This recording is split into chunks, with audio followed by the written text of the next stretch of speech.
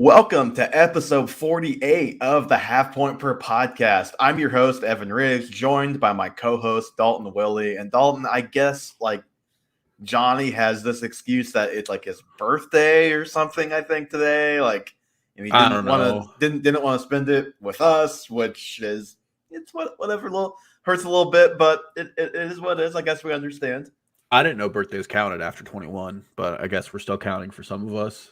Yeah, I mean, you would assume, it was at least like a 30 or a 40, right? Like a milestone, but no, just 26, Just 26, just just a another number. just another number. And I don't think Johnny is still on his parents' health insurance, but if he were, then he'd be kicked off it. That's the only thing I know. That's what he gets. That's the only thing I know about 26 birthdays. So happy crappy birthday, Johnny. Hope you enjoy it. No, just kidding, Johnny. We've got a fun show tonight. Last week we did some trade targets or just some trade talk, some buy lows and sell highs. This week, just a good old fashioned buy, sell, hold. This is just a pretty easy way for us to jump around and take a look at different situations. Maybe in a vein a little bit similar to the regression show that we did last year. It's kind of the same idea, just a little bit different phrasing, but pretty self-explanatory. We're going to name a guy. We're going to talk about their situation. We're going to talk about if we're buying, we're selling, or we're holding if that guy is on your roster. And to be clear, the way I approached this, Dalton, was if I'm buying, that doesn't necessarily mean I'm buying low. Like in some cases, I want to pay a lot for that guy because I believe. And in other cases, I might want to sell because I want to just get out from under it. I don't care if it's 75 cents on the dollar. Yeah, there are certainly guys out there where I'm buying. I just don't think people are selling, which is the bigger issue. Yes, it does takes two to tango, as they might say about that. But I think where we should start first, because I didn't write about waivers in the newsletter this week. Came out today. If anyone has not read it yet, halfpointperpod.substack.com. No waivers on that, obviously, but other stuff from week 4 to get you caught up and filled in on everything that happened. But with no waivers, there was no David Montgomery talk, and that's probably outside of the guys who are like questionable for this week. Montgomery is probably the dominant story in fantasy football. He's out 4 to 5 weeks. He's got a knee sprain. Thankfully, avoided the ACL. That's what I know. That was the fear for everybody when it first happened. Tariq Cohen's still on the PUP. Khalil Herbert is the only other active running back on the roster besides Damian Williams, who is the presumptive starter. So, Dalton, Damian Williams is a top blank running back over the next month. Well, this is difficult. If I could be told who was calling the plays, I would give you a better answer. If Bill Lazor's calling the plays, he's a top probably 15 going forward. Really? Top 15? That's where's Montgomery right now? With Bill Lazor calling the plays, he's a top 15. Well, 1 week.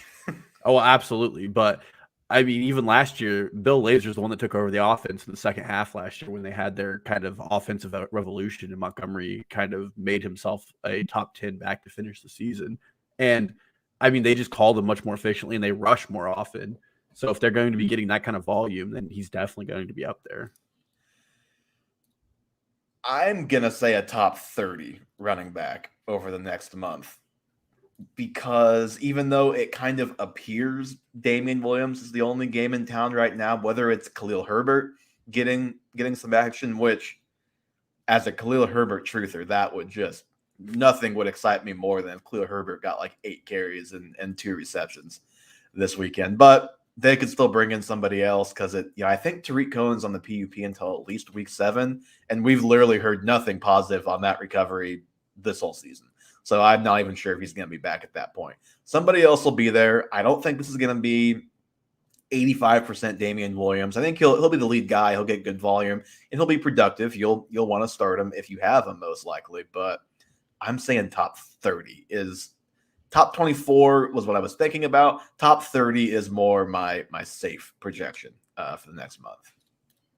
Yeah, I think this offense could go pretty well for him. He could play pretty well if they're letting Bill Lazor call those plays and Matt Nagy gets out of the play calling room. Well, when we obviously like that Justin Fields is now named the starter.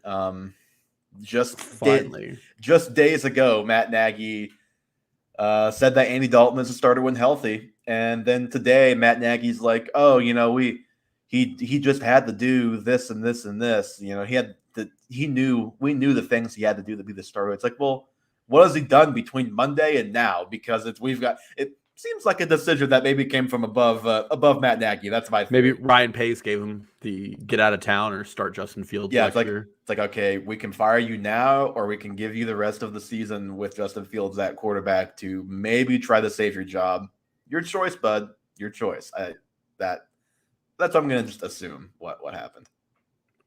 I mean, that has to be what happened. Either that, or he's just doing the thing where he's just not saying what he's thinking.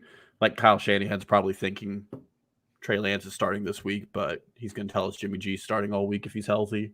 Well, if Kyle Shanahan is public enemy number one for fantasy football players, Matt Nagy is a strong number two. Obviously, all of the shenanigans he's pulled up until this point, but they were being extra secretive about Montgomery and extra slow about adjusting his status on the roster. I saw Jason Moore. I don't have Montgomery, so I'm not exactly hip to the ins and outs of what's going on with his roster status. But depending on your league format, you may not have been able to put Montgomery on your IR for like 3 or 4 days this week before waivers ran. So just real top of the line stuff from Matt Nagy. I know they don't care about us, but would be nice. Like, the guy's out a month. Just get on with it. What is the point of waiting 2 extra days? I mean, come on. Well, and make the corresponding roster move. If we're talking real football, put him on the IR so you can pull a guy up and get him into practice. But yeah, I don't think Matt Nagy is a very good coach at this point. No, I think we're finding out more positives about Andy Reid as the days go on, and negatives about Matt Nagy. And maybe Mitch Trubisky needs another chance. Let's get that out there while we have the opportunity. Well, that might be a bridge too far. You know what? I mean, I'm all for Mitch getting another chance. He probably will. Like, he'll have like the Fitzpatrick where he will start on like 3 different not very good teams at least throughout his career. I don't think he's probably ever going to work himself back into an every week starter. But neither here nor there. Dalton, buy, sell, hold. The first guy, a real doozy, because he's the number 1 overall non-quarterback in fantasy football right now. And if you look at Fantasy Pros rest of the season ranks, which I think is a helpful tool when talking about these guys, because it gives us an idea, at least somewhat of an idea of what the market thinks of these guys. Derrick Henry is number 1 rest of season as well. What are you doing with Derrick Henry if he is on your roster, or if you don't have him this year, but you've had him in the past and you're just itching to go trade for him? Like, what would you tell those 2 groups of people? Well, if you have him, you're holding. If you want him, I mean, just good luck. I mean, this is probably because he's a buy for me. This is probably he's a buy for you. Wow. Yeah, I mean, I don't think that it's possible for anybody to buy. It would take like a Cooper Kupp and maybe Dalvin Cook to kind of get this kind of. Well, okay. Let me just say this. McCaffrey, I don't know if he's playing this week. Let's say McCaffrey misses this week.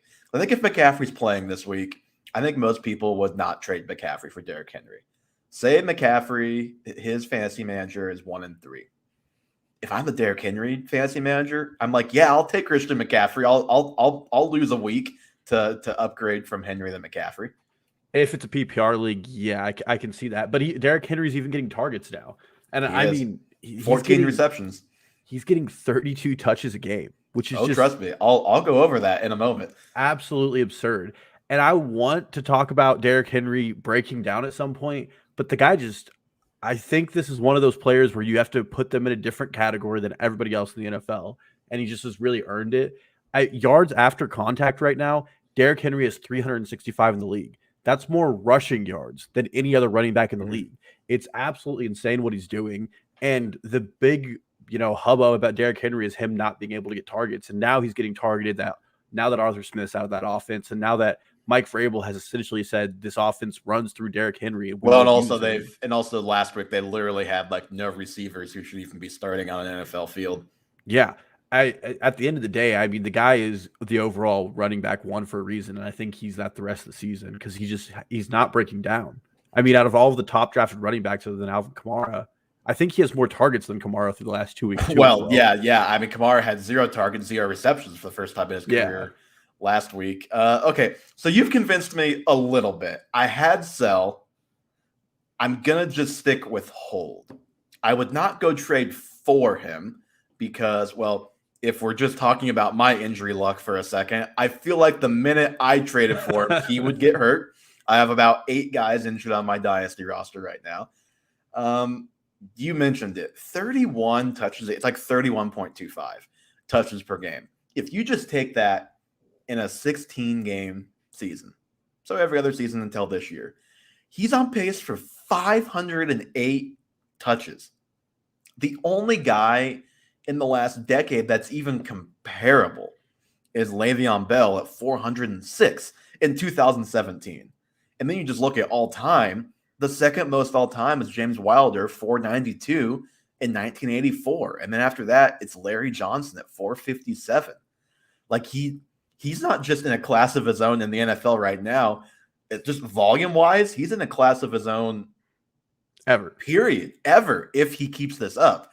I have to believe that's not because, I mean, if a 17-game season, he could have 540 touches. He could have 70 more touches than anybody else, 50 more touches than anybody else in NFL history after he led the league in touches last year and had a ton, was right there with McCaffrey the year before. 127 touches already. Like if I can get McCaffrey from the McCaffrey fantasy manager, I'm doing it.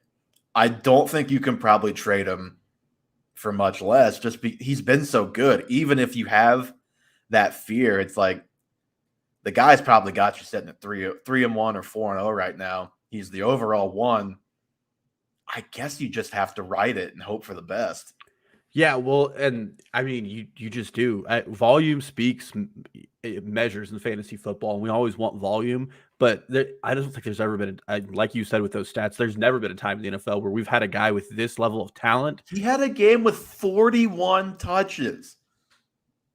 And if you're the owner, you ride it. And if there's someone in your league who owns Derrick Henry and is scared of the volume, I would go out and get him because you just take it for as long as you can do. And if he gets 9-10 more games at this volume and then finally he breaks down, you're getting probably close to 10 weeks of straight game-winning performances every week.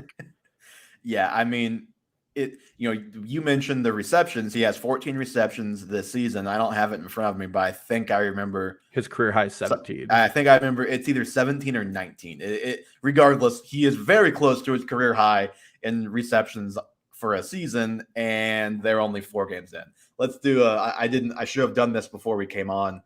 I did not. 14 divided by 4 times 17 is on pace for 60 receptions, man. There's just no way. No way. But I've said that before about Derrick Henry, and he just keeps doing it. Yeah, well, I mean, I've been on boat with you almost repeatedly when it comes to Derrick Henry, but I mean, it's just time to get on board with the big dog while he's doing what the big dog does, and he's eating, and I just can't get away from it. And this offense is horribly inept. I mean, Ryan Tannehill has looked like closer to Miami Ryan Tannehill than Tennessee Ryan Tannehill. Mm-hmm. And Derrick Henry's really been the only bright spot. I mean, the injuries to A.J. Brown and Julio Jones have been unfortunate. Julio Jones has had his own on-the-field issues. A.J. Brown's had some questionable drops. There's no one in that offense doing anything that's been productive other than Derrick Henry. So I just don't see how they're going to get away from giving him the ball.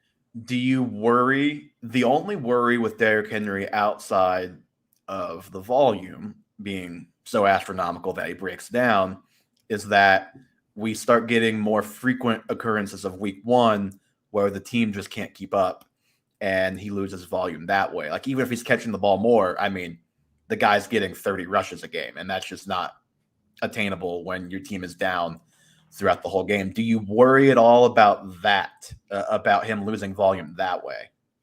I would if they played in a different division where they had 5 more games against division opponents who were. I mean, he gets 2 games against Houston and then 2 games against Jacksonville, and the Colts aren't exactly great. Yeah, exactly. And I've never seen a running back get 35 touches against Houston, this Houston team, but it's probably going to be, a 200-yard possible performance and a couple TDs tacked on. So you just have to ride with it. I mean, those weeks you're going to be sitting there, and you could consider not having a flex spot and winning your league with the way he's playing. Let me tell you, if in the Houston matchup, if there's a $400 price difference between he and Kamara and DraftKings like there was last weekend, I'm just going to find a way to make it work next time. I think I'm just going to find a way to make that work. Well, and in the stranger anomalies, Alvin Kamara getting 26 carries and no targets, and Derrick Henry getting like 24 carries and 6 targets last week. It's just NFL's a wild place right now, and Derrick Henry's probably one of the wilder storylines. Yep. I want to see a little bit more on the Kamara front, but I think I mentioned this in the newsletter. We're pretty close to having an Alvin Kamara conversation. Not that he's not been good, top 15 guy, but the usage has definitely changed, and we'll see if that keeps up over the next week or two. Well, and that was the concern going into the season. I think I listed him as one of my busts. Yeah, you may have. I'd have to go back and look, but I definitely know you were lower on him than me. Yeah, and I mean, this is just the thesis: is he doesn't get targets, and I'm worried for him, and I just wish they would give him the ball the right way. But yeah, and it's like, not to get too off topic of Derrick Henry here, but why are you, like, if you're scared to death of Jameis, which they clearly are, they're throwing it like 20 times a game. It's like, just dump it down to Alvin Kamara. Like, that seems like a pretty easy way for Jameis not to throw an interception. Well, we'll see what the offense turns into with Michael Thomas. I think that might change it with the way they're. I mean, that touchdown Marquez Callaway caught might be one of the flukiest touchdowns in the history of the NFL, where it bounced off defender's head into his hands and he hardly brings it down. I mean, that team's wide receiving situation is absurd. Yeah, it's not the best. Okay, Dalton, I know you're going to relish this guy. I put him on here just for you. Austin Ekeler. He is the RB2 in half-point scoring right now. Fantasy Pros has him at number 5 overall rest of season. I'll let you lead off with your guy here as well. Are you buying, selling, or in the case that you have Austin Ekeler, holding on to him? Well, if I have him, I'm holding. I do own him in our dynasty, and I'm holding. But I'm buying. And the reason is, I think this is one of those situations where it's easier to paint the owner into a dangerous situation. Obviously, Monday night, he gets injured for a little while, leaves, misses 2 red zone carries. But he comes back and he's fine. He's got his ankle wrapped. But then you also have week 1. He had the hamstring injury. I mean, the owner is sitting on pins and needles because Eckler's definitely been one of those players who's been up and down on the injury report. Mm-hmm. And he's not your typical top 5 running back. He's getting only 60% of the backfield backfield share. So he's not on the field all the time. And if you're watching a game, you think to yourself, that's not good. I want my RB1 on there every snap. But he's just playing the Alvin Kamara role of years past, where he doesn't have to be on the field all the time, but when he's on the field, he is a commanding presence. He's getting the good carries. He's getting the red zone carries, and he's getting the targets. He's at 19 on the season with 18 catches, ranks him out at 5th in the NFL among backs. Mm-hmm. So he's looking good in that sense. But what I did is I just went back and read what I wrote about him being my guy, and a lot of what I was hoping would happen is happening. The first thing is the Chargers' run blocking grade last year was 32nd in the NFL. This year it's 4th in the NFL. Rashawn Slater and Corey Linsley have been really good additions for them. And last year he averaged 1.8 yards per carry when contacted behind the line of scrimmage. Out of all of his 50 carries this season, he's only been touched twice behind the line of scrimmage. In those carries, he averages 7.1 yards per carry when contacted after the line of scrimmage. So he's getting the utilization and he's being really efficient with it, which is what you want. The only thing that you can really pin on him is he's scoring touchdowns at a semi-unsustainable rate. Mm-hmm. But I mean, again, if he's just a guy that's going to find his way in the end zone, this is a Chargers offense that can find its way up and down the field. So you like everything about it. Yeah, no, the offense is great for sure. I still think I'm selling. I know that's probably not going to be a surprise to you, but number 5 overall, if I can, if you can trade him for Devontae Adams straight up, which that ranking tells you can, I think I'm doing that. Like, if I'm getting paid like he's going to be a top 5 overall player rest of way, I'm doing that. I'm not just selling him off for RB10 value, but that's what I think he'll be closer to rest of season, which is still great, which is still higher than where he was ranked in my ranks, higher than where he was drafted. But you mentioned it, the touchdowns, a little unsustainable. He will probably score touchdowns because the offense is scoring touchdowns, but that clip will probably go down a little bit. He's the only running back to have a rushing touchdown so far, and there's other guys who are getting carries. Roundtree's got a couple inside the 5. Jackson has worked in here and there. So I think other guys are going to vulture him a little bit here and there going forward. It'll be random, impossible to predict, that sort of thing. The other thing is you mentioned the 18 of 19 targets. That is probably, even though his targets are obviously the high efficiency type of targets, that will still probably go down a little bit. And his target, he just had a weird season. He had no targets out of the gate, and then he's slowly been creeping up again in the passing game. And we joked about him being like Derrick Henry in week 1 because he had like all of the red zone carries. So it's been kind of a weird 7 season. red zone carries. Yeah, it's been a weird season for Ekeler, as just an aside there. The other thing about Ekeler, and a little bit with the whole team, is you can look at their first 4 weeks, and it's funny. Dallas, not Washington, as it turns out, is the tough matchup. But outside of that, Washington has been arguably one of the worst defenses in the NFL. The Chiefs have been the worst defense in the NFL. And I don't think Vegas has a very good defense. They're not bad, but I would not say they're a tough matchup. So if you just want to do a little schedule look ahead for Ekeler and for the rest of the team, they get Denver twice, they get Baltimore, Cleveland, Pittsburgh, Minnesota, New England. So the schedule does get a little tougher. They do have, I don't remember the order, but they do have Baltimore, Pittsburgh, Cleveland, Minnesota, all like in the next like 5 or 6 weeks. So it's possible if you sell him now, you're selling him at his peak. And then if you try to trade him again right at your trade deadline, you might be selling him at his floor. And then he'll probably have a good or a better last part of the season. That's my educated guess based on the schedule. Well, and if we're talking schedule, and if your team's setting well, looking to trade for a player, week 13 he gets Cincinnati, week 14 he gets the New York Giants, 15 Kansas City Chiefs, and 16 the Houston Texans. So that's potentially like a league-winning schedule he gets towards the end of the season. And if you're setting well and you can offload some assets, he's definitely a guy worthwhile. Your fantasy championships, which are week 17 this year, he gets Denver, which could be a much more difficult game for him. But, I mean, he could really carry you to a championship at this point. Yep, for sure. Okay, Calvin Ridley. So this has been a tough one all season. I'll start on Ridley. And for as gross as it's been relative to where you drafted them, I think he's like why you do a list like this. I'm still buying Calvin Ridley. Number one, I do not think the Cordarrelle Patterson renaissance is going to be a thing all season. Now, if you've got Patterson, you're starting him until the bottom falls out. Which is soon. I do think that will happen at some point.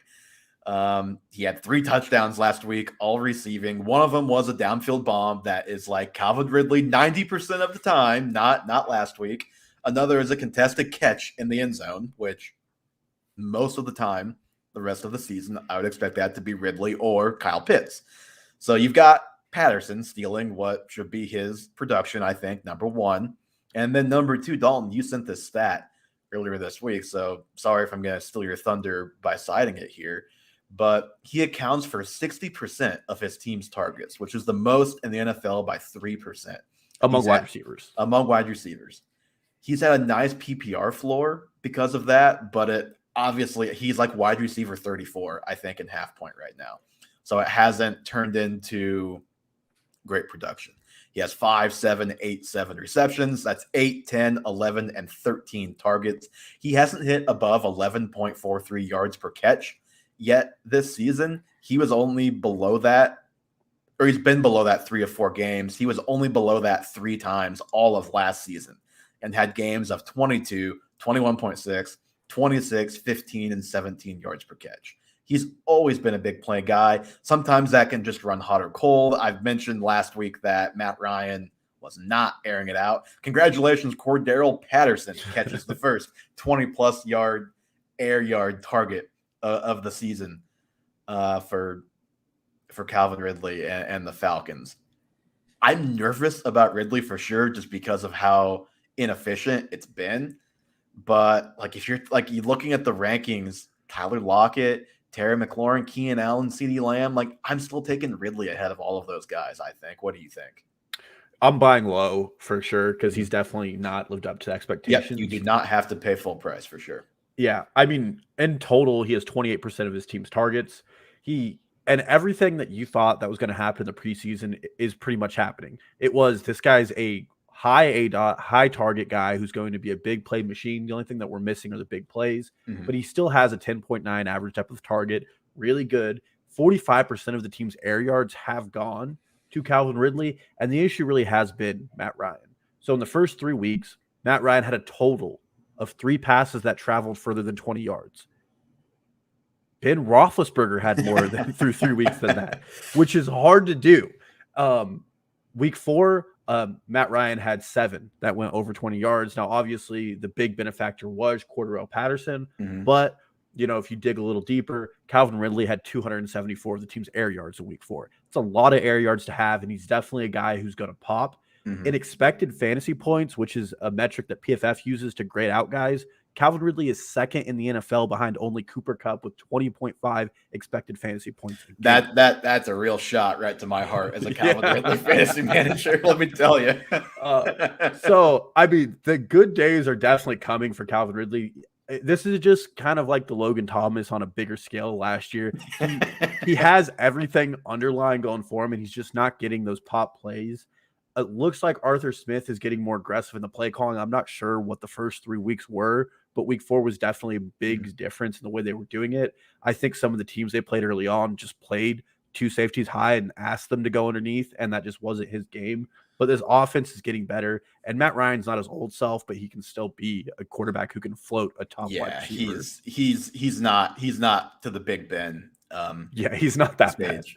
He doesn't fall on a play action pass. And Arthur Smith made the comment that, Ridley knows he needs to be better.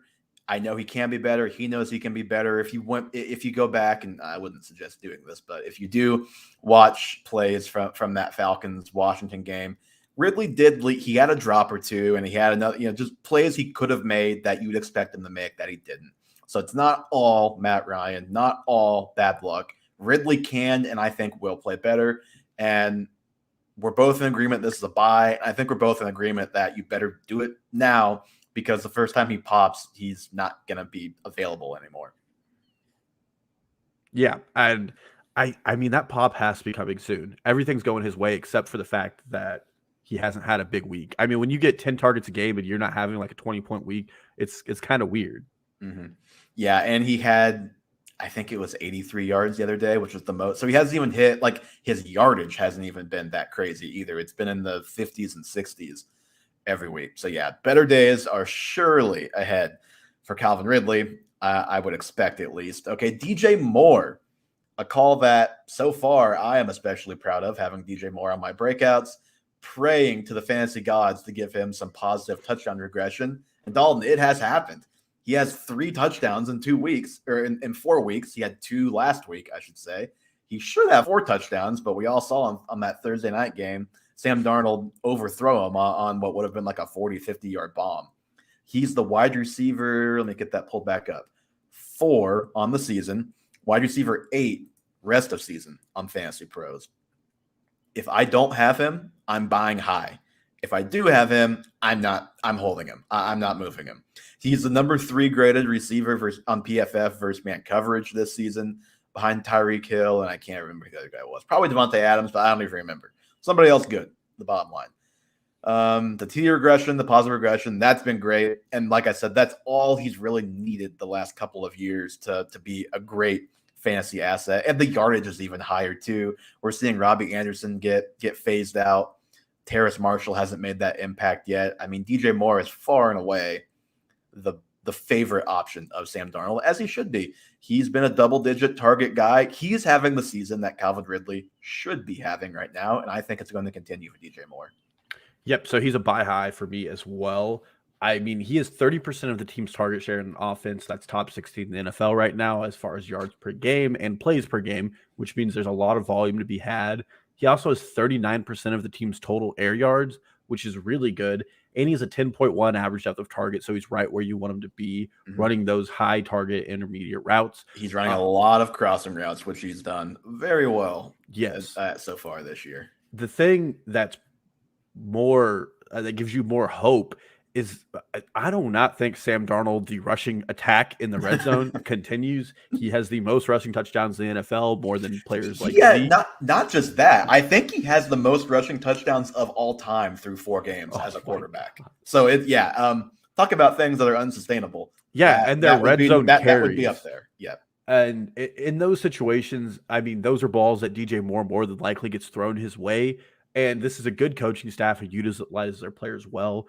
If you remember the Thursday night game without Christian McCaffrey, they put DJ Moore in the backfield and ran him out in a flat in a route that Christian McCaffrey would run. And he ended up catching the ball. And I think he was stopped at the 2-yard line. But all of these things are what you want. He's being utilized smart. He's not just running deep like he did last year. His ADOT last year was 18.9. This year it's back down to 10.1.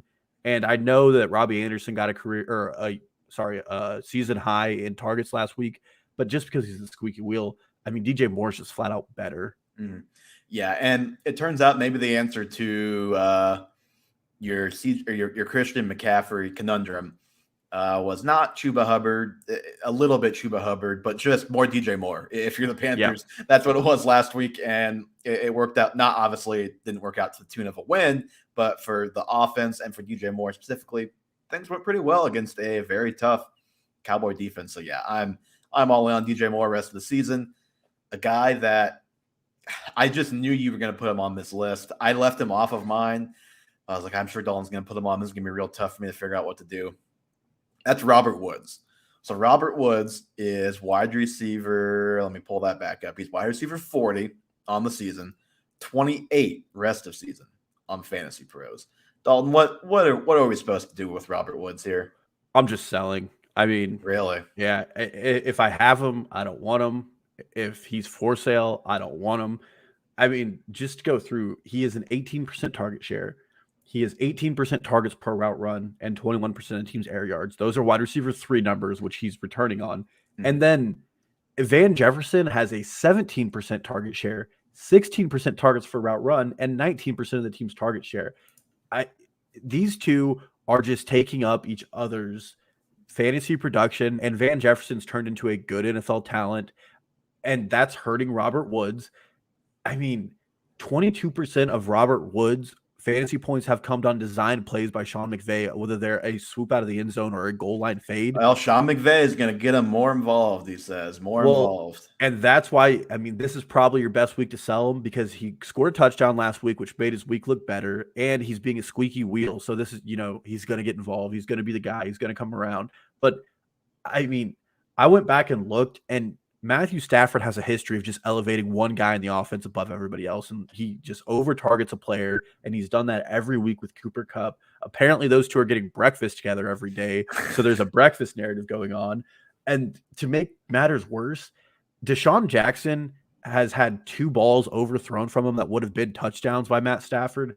And, I mean, I'm not saying Robert Woods isn't going to get less looks because Deshaun Jackson's not that player anymore, but if those are touchdowns on those 2 drives, Robert Woods got 1 and 3 of his catches on those drives when I went back to watch those games. And that's just not good for Robert Woods. If this team starts scoring at a higher rate, I just don't think he's the benefactor. I don't think he's the guy anymore. And he's always been this ho-hum. He gets me the yards, he gets me the targets, and he scores me the points and ends up as, the wide receiver 10 or 12 because of that. And he's just not doing those things. It's just crazy because I think if you would have asked not fantasy football analyzers, but just like NFL guys, who the better receiver was a month ago, I think it would have been Robert Woods over Cooper Kupp. Like, I think people, and I still think Robert Woods is good.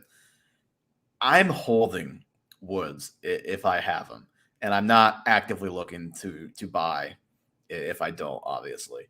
I think if we would have done this list last week, I think he would have been a buy for me. I think this would have been the exact type of guy, like in a lesser vein to Calvin Ridley, that you make this kind of list for. Because, I mean, if you make that move and it works out, like, those are league-winning type of trades. If you can do it and it works out. I think if you have him, you just have to kind of stay in the flames. Because I really don't know. I agree with you if you can sell him high. I think I would do it. I just don't think if you're in a smart league, I don't think you're going to be able to. He goes 4 for 48 last week, catches a touchdown. But anyone who had him or was playing against him or was even paying attention they noticed he didn't do anything for like 3 quarters. He only had 2 targets entering the fourth quarter. And this is a game where they get down 27-10. So this is like the theoretical great comeback script you want for your receiver to rack up receptions and yards. And he didn't even get that. His touchdown outside of the Jalen Hurts touchdown pass was up there one of the 2 or 3 most garbage time plays of the entire week. It was like in the last 2 minutes of the game, they're down 37-13. Like everybody saw how late in the game that was. And what finally happened last week was what we had been saying will happen at some point. The Cardinals decided we are not letting Cooper Kupp beat us. Kupp only had 5 receptions, 60-something yards. It was a good game. But instead, it's Van Jefferson. Like you said, he goes 6 for 90. Higbee and Darrell Henderson are both involved enough to be a problem. I think the reason why I talked myself out of completely selling him is I do think there will be a better time to sell him at some point this season. He's second on the team in routes run. He's played 90% of their snaps. I mean, he's been involved from that standpoint. He has 6 red zone targets, 5 end zone targets. Both those are second on the team. That at least gives me enough hope to hang on for the better, more sustainable looking week. And then I'm getting out. But right now, I just think I have to hold. I just don't think I can get the value I want. I'm going to give you 3 guys I would trade for him if I had him right now. And you tell me if you would do it. Okay. Marquise Brown. No, I think I'd hang on the Robert Woods. I worry we haven't seen what it looks like with Rashad Bateman yet. Courtland Sutton. I would trade Courtland Sutton. I would trade for Courtland Sutton if I had Robert Woods. Yeah. Devonta Smith. I would rather have Devonta Smith.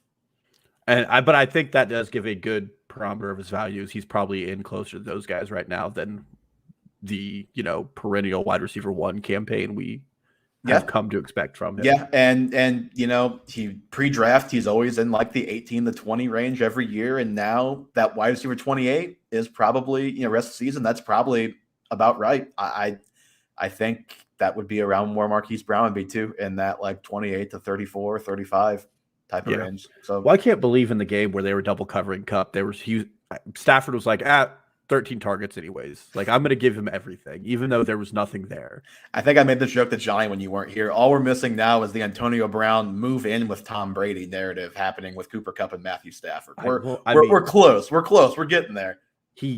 I think I made this joke to you as well, but he grows beard, changes his number, and suddenly the guy's an alpha wide receiver. He's never not been bad, but he's never been this good. Yeah, no, for sure. All right, Chase Edmonds coming off just a monster week. I don't know what his receiving numbers were real, because that stuff is good most weeks with him. But 12 carries, 120 yards. I mean, Edmonds won you your week probably if he was on your team. Dalton, what are we doing with Chase Edmonds? I'm selling high. He is the RB12 right now. Mm-hmm. He's currently second in the NFL among running backs in target share. And we expected him to catch passes, and he's doing that. But he's third in the NFL in targets, which is only behind Najee Harris and DeAndre Swift. But, I mean, this offense, if anybody's watching it, it's very good. But the way they're getting things done right now is still questionable. DeAndre Hopkins is third in target share behind Chase Edmonds and A.J. Green right now. That's probably not sustainable. DeAndre Hopkins is going to get his. He is, but I made the comment in the newsletter that it kind of turns out right now that Kyler Murray playing so well has not been a good thing for Hopkins, because he's just throwing the who's open. He's doing the Drew Brees. Everyone's going to get 4 catches today thing. Yeah, but I just don't think that target share is sustainable for Edmonds, and that's where some of his points are coming from. Mm-hmm. He has 1 red zone carry to James Conner's 8. It's very clear that they don't want to utilize him in that role. Last week, despite him having a very good week, he actually lost some of his running back share to Rondale Moore, who they played out back a little more. So there's still concerns that they're going to start mixing these 3 guys in and using them a little differently. And last but not least, this offense is at an all-time high. And if you were to look around and pick players who are probably going to come down to earth when this offense inevitably gets a little worse, because it probably has to, there aren't a lot of offenses who can be at this level other than the Kansas City Chiefs. I mean, Chase Edmonds is probably one of the guys who gets impacted from it. He is third in the NFL in runs of 20 plus yards. That's one of those stats that's not really sticky week to week. You can't really predict those things. So I just think that he's in a prime time to sell really high. You probably draft him in the 6th round. He's not one of the running backs you're relying on. So you can give him to somebody for a high-end wide receiver or a really good tight end and walk away just feeling good and still having a complete roster. Yep, I am selling Chase Edmonds right now. When I watch him run the ball, I know he just had a good game last week. I think a lot of that was it was stuff a lot of guys in the league could have done. Let's put it that way. But the one long run he had of like 50 yards, it should a really talented running back takes that to the house. Yep. And watching it, because I had Edmonds in DFS, I was like, if he takes this to the house, I'm winning a lot of money. And I thought he was going to do it because I was like, man, guys like Clyde Edwards-Helaire probably would have taken that one to house. There was so much space. And then he loses out to a safety who was behind him at one point. Just not very talented there. Yeah, I don't think he's a very good runner. He can catch the ball. And so if you're in a PPR half point per reception, he's a good starter for you. I think he is probably like a flex play rest of season, and rest of season ranks have him as like an RB2 right now. So I think you're right. I think you can sell him for a more desirable receiver if you're just talking about a flex spot in your lineup. Even for as good as he ran the ball last week production-wise, James Conner outcarried him 18-12. Conner's outcarried him on the season as a whole so far. Edmonds has no touchdowns yet. He will score some, but his role projects him as a guy who could have like one of the worst touchdown rates in the league, just because you mentioned it. Doesn't get the red zone carries at all and just doesn't get the red zone targets either. It's like they're in the red zone. It's DeAndre Hopkins. It's Christian Kirk. It is, I guess, Max Williams sometimes. And it's James Conner and then Kyler Murray running the ball. It's not Chase Edmonds. So I agree. If I have him, no matter the league, if it's PPR, half point PPR, standard might be tougher. If you're in a dynasty league, if you're keeper league, whatever the format, I'm getting out from under this right now. Yeah. I mean, this is the guy who's going to be one of those players next year who's like going to finish the season as RB like 18, I bet. And a lot of people talk about him in the offseason as somebody. I can't believe Chase Edmonds had an RB 18 season. Well, what's going to happen? He's going to be the RB 18, and they're going to bring in a running back who is either like a 50-50 split or like the presumptive starter. And everyone's like, well, why would they do this? They have the RB 18. It's like, well, actually, he's really not like that good of an NFL running back. I feel like this is a shot at Myles Gaskin. I really feel like that's what we're doing here. No, it really is not. It really is not. It's taking great restraint on my part not to bring it. I'll wait a couple more weeks before I start taking victory laps there. Oh, that one's dead. 3 carries last week. No targets. Allen Robinson, next up on the list. This is a great name, especially with the timely news that we mentioned of Fields being the starter the rest of the season. It has not been good for A-Rob through 4 games. He is the wide receiver 60 right now. And that's the capital 6. And wide receiver 28 rest of season. So still relatively optimistic. But if you took him as a top 12 to 15 type of receiver. If I have Allen Robinson, this is another buy low from me. He doesn't have the encouraging, projected fantasy points, target share, he doesn't have all of that stuff that Ridley has going for him right now. I just still believe he's the best receiver on that team. I know now that Fields is there, the next problem people are going to point to, well, Mooney has more targets, more receptions, more yards. I think even though Fields is going to have growing pains, I think we're finally going to get A-Rob with at least a capable quarterback, which is really that's all any of us have ever wanted for the last 5 years was to see that. I mean, Fields had a throw to him the other day. I think Robinson was 3 for 63 in that game. So fine, not what you want, but he was fine. But Fields had a throw that was on a frozen rope to the sideline where Robinson rose above a defender in front of him, got crowbarred in the back by the guy behind him as he was coming down, and he toe dragged on the sideline and caught the ball. I just still think he's a really good player, and I'm saying he's a top 20 guy rest of season. I'm still a big believer in A-Rob Dalton. Yeah, I'm taking him to a garage sale and selling him for whatever they have. At wide receiver 60, you're selling him. I mean, it has to get better because he's so bad, but it can't get much better. And I think now's the time you can still sell on name value. His ADOT's career low, 9.2 average depth of target. 3 straight games he's had under a 20% target share. And very, very concerning was last week when Darnell Mooney had all 97 of Justin Fields' yards through like a quarter and a half. Yeah. And here's what is important to me.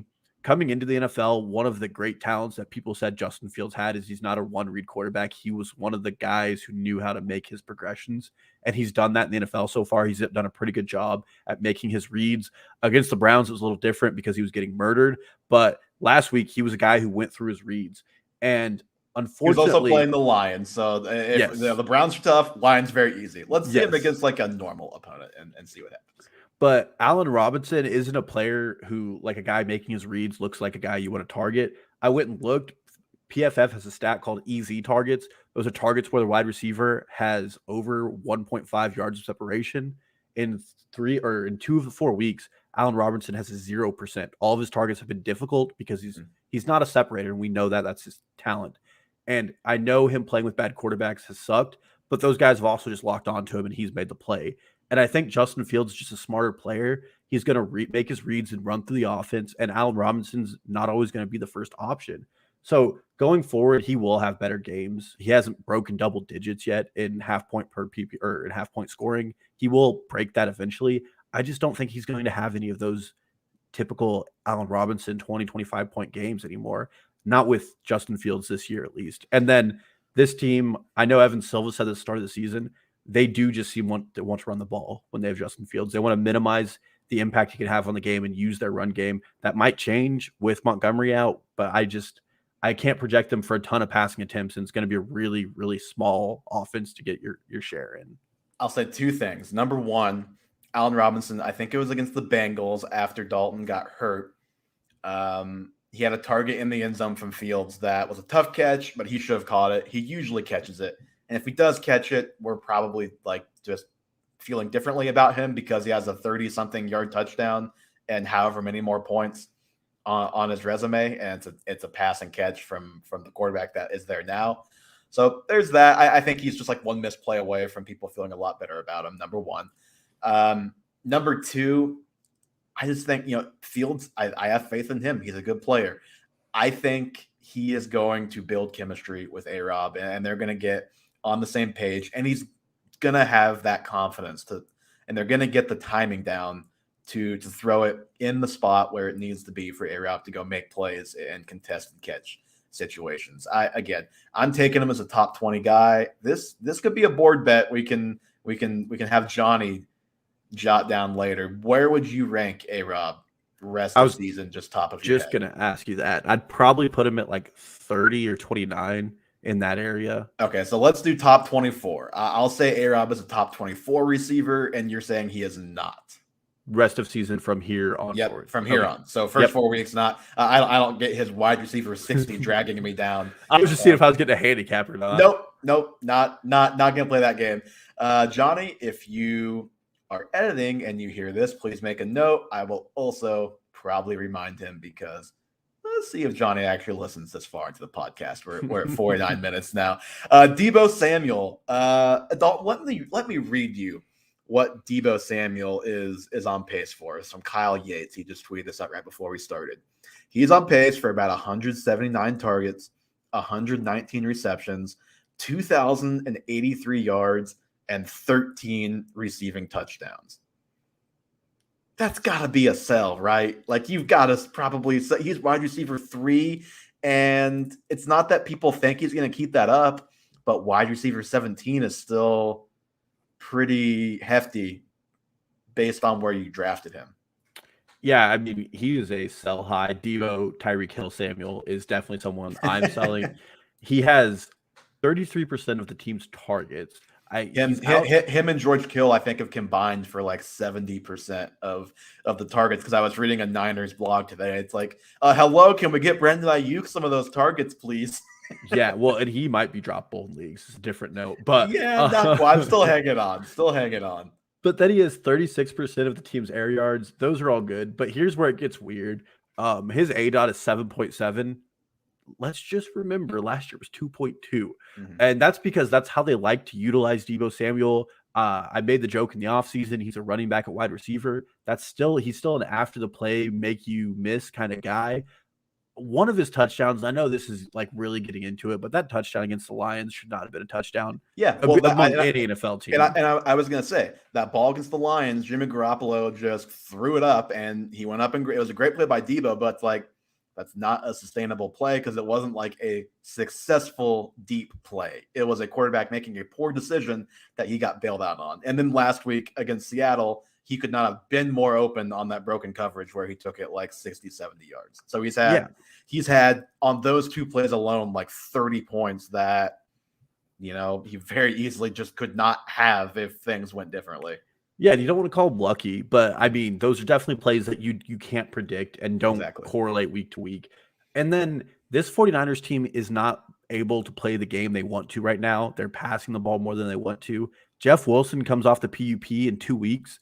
He's going to definitely be somebody involved with their offense. Elijah Mitchell, too, coming back. Is definitely someone who sounds like he'll be back soon.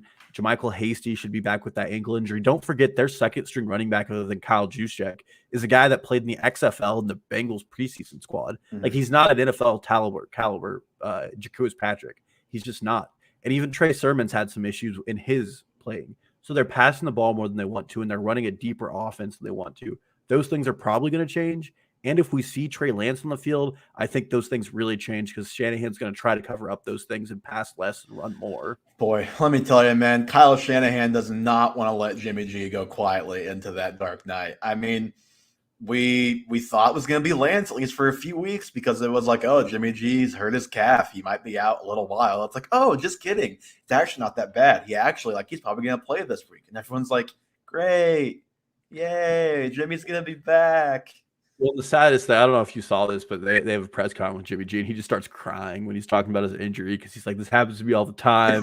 Like, I shouldn't be laughing, but it's you got to feel bad for the guy. And I mean, this is like we saw Trey Lance play, and Trey Lance in what was supposedly not an offense designed for him in that game looked really good compared to Jimmy. I mean, Jimmy G got the offense kind of going against Seattle, but Trey Lance was dominating. I would say it was still pretty like he produced, but it wasn't like the best football. But you mentioned it. It wasn't the game plan for him. He didn't get any practice with the first string guys, presumably all week, and he got thrown to the fire. If he was a starter next week with time for Shanahan, the game plan and all that stuff, I have faith it would just get better and better for Trey Lance. And that's why it's so frustrating that Jimmy G seemingly is still the guy there. Cause it's like, you talk about that ADOT, like it's gonna stay low with Jimmy G because that is Kyle Shanahan protecting the team and protecting Jimmy G from himself. Because we saw on a primetime game what can happen when he has to hold the ball, gets pressured. He might just throw it backwards, Dalton. He might, and it might be a Super Bowl game where he does that. But at the end of the day, like, the other thing about Debo is Brandon Ayuk has to come back into these offenses. It's looking really bad, but if you got to the end of the year, like if someone traveled back in time for whatever reason, you know, we invent time machines and they decide, all right, I have to go tell somebody what Brandon Ayuk did the rest of this season. If they told me that he finished as the wide receiver 23, I'd be like, yeah, you know, I could see him getting it together enough to do that. And if he does that, that's obviously a big ding to Deebo Samuel and I just don't think it's going to be the Deebo Kittle show and that's it. Well, it's hardly the Kittle show. Yeah, I mean, and Kittle's getting the targets, but not the fantasy points. He's banged up right now too. So definitely not helping. I think the Deebo hype is sky high right now. You just know it's going to go wrong for him at some point, whether or not it is an injury, which happens to Deebo quite often in the NFL and in college, whether it's his low ADOT turns into a few 5 catch for like 15 to 30 yard weeks instead of 5 for 90 or like the insane, 6 for 183 because he had a 60-yard touchdown on a broken coverage. If I'm getting paid like he's a number 1 or very highly regarded number 2, I'm doing that in the heartbeat. Yeah. Well, if we're playing Find the Imposter among the top 4 wide receivers, it goes Cooper Kupp, Tyreek Hill, Deebo Samuel, and then DJ Moore. Yeah. And if you're looking for the one that just doesn't really feel like the rest, it probably is going to be Deebo Samuel out of those 4. It's not the same as Alan Lazard being a top 5 guy through like 3 or 4 weeks last year. It's not that outrageous, but it's a little outrageous. Absolutely. And he's definitely a guy where if you have him, you can probably get a really good haul for him. Like you could go trade for Calvin Ridley and an RB2, and that's probably a justifiable trade.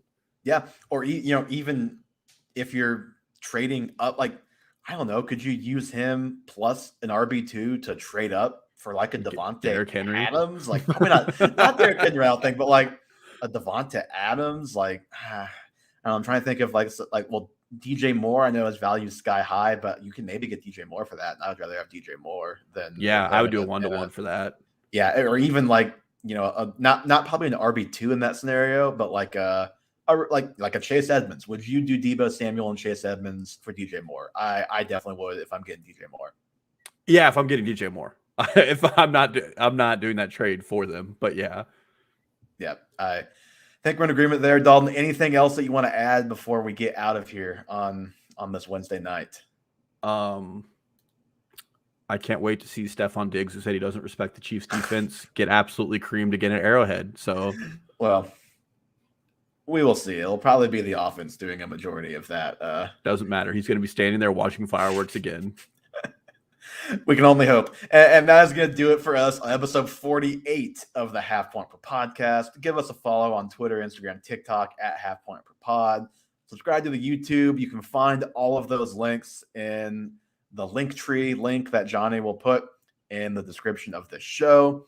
We'll be back, I believe, over the weekend on Sunday. We'll see if we can get all 3 back together again, or if Johnny will go on their Costco run right before the games this week. Hopefully all 3 of us together for a stream, and then we'll for sure be back next week with we might just make this the Cordero Patterson Deebo Samuel tracker show with how those guys are playing. Hopefully not, but we'll be back again next week. Thank you guys so much for tuning in.